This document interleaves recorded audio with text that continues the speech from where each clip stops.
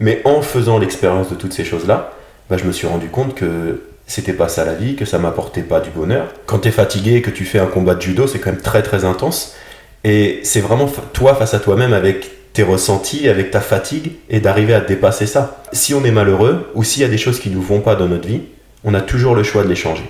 C'est des choix qui peuvent être difficiles, c'est des choix qui peuvent emmener certaines conséquences, mais on a toujours le choix de faire quelque chose ou de ne pas faire quelque chose. Où est le juste équilibre entre se dépasser, mais s'écouter aussi? Aujourd'hui, je vous présente une série de vidéos tirées d'une interview avec Gwen, qui est une ostéothérapeute et qui est passionnée de l'humain, qui adore faire des interviews, écouter les gens discuter, raconter leurs histoires. Donc elle a des questions qui sont très pertinentes, très intéressantes. Et ce que je vais faire, je vous ai fait une série de vidéos à thème tirées de cette interview que vous allez pouvoir voir au fur et à mesure que je mets ces vidéos en ligne.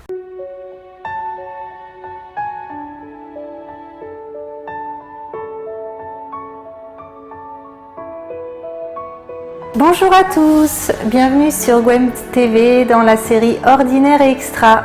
Aujourd'hui, nous allons accueillir Frédéric Deltour qui parcourt les routes depuis maintenant 8 ans pour faire des consultations, animer des stages auprès du grand public ou des thérapeutes. Alors, nous allons découvrir comment il en est arrivé là. Bonjour Frédéric. Bonjour Gwen. Alors, raconte-nous comment tu es arrivé à cette vie de thérapeute itinérant quelque part. Ouais, c'est un petit peu ça. Alors c'est une histoire qui est très longue, on va essayer de faire assez court. Le résumé en gros, c'est depuis que je suis très jeune, j'avais en gros 16-17 ans, je me rendais compte qu'il y avait quelque chose qui allait pas au niveau de la société, du fonctionnement, de voir les gens aller travailler, mes parents se lever tous les matins, avoir très peu d'argent pour partir en vacances, etc. Et donc déjà à cet âge-là, j'ai commencé à me dire, il y a quelque chose qui va pas et qui me correspond pas. Je savais pas trop quoi, comment, mais il y avait déjà une idée un peu comme ça. Donc j'ai été jusqu'au bac parce que mes parents voulaient que j'aie mon bac au minimum, mais déjà je voulais arrêter l'école à cette époque-là. Et j'ai commencé à travailler pour moi, donc j'ai commencé à travailler en tant qu'indépendant.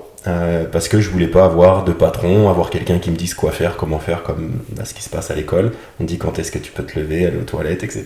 Et moi j'avais vraiment ce truc intérieur qui me frustrait et qui me disait non, je peux pas fonctionner comme ça. Donc je dirais que ça a commencé déjà à cette période-là. Et puis donc après ça, j'ai eu tout un parcours qui est assez atypique. J'ai été mannequin, j'ai été cascadeur, j'ai été chef d'entreprise de plusieurs entreprises.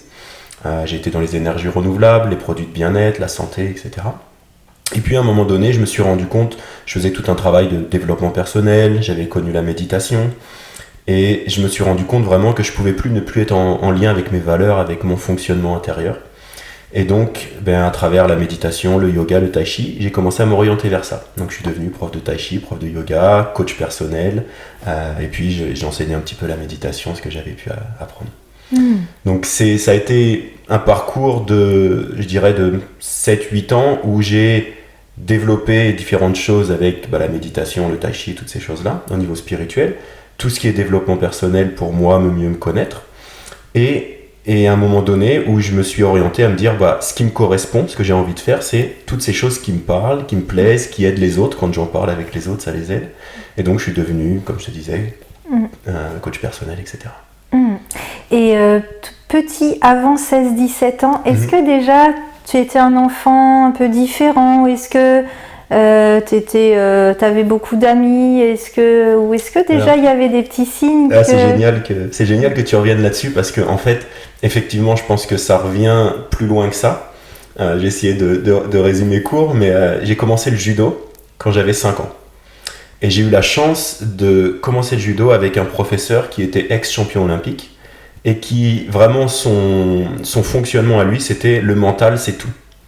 Donc, dès très très jeune, c'est ce que j'ai eu comme éducation, à dépasser mes limites physiques, à dépasser mon mental, à dépasser mes croyances que j'avais au niveau de ce que je pouvais faire physiquement.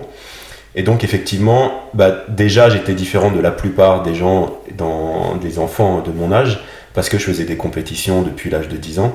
Enfin même avant, mais en tout cas un peu plus sérieusement même à ces âges-là. Et puis avec un entraînement 2-3 fois par semaine, assez poussé, assez intense. Donc effectivement, ça m'a construit aussi dans le sens mental, physique, de dépasser ses limites, de dépasser ses croyances, etc.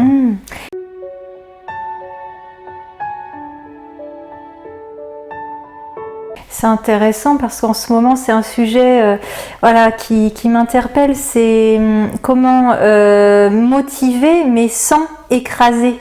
Comment se dépasser, comment aller vers le meilleur de soi. Mais aujourd'hui, dans notre société, des fois, c'est dans la compétition, mais dans le mauvais sens de la compétition. Et toi, tu as bénéficié d'une autre catégorie d'aide, en fait. Ouais, c'était comment ce que tu as appris, toi, à ce moment-là?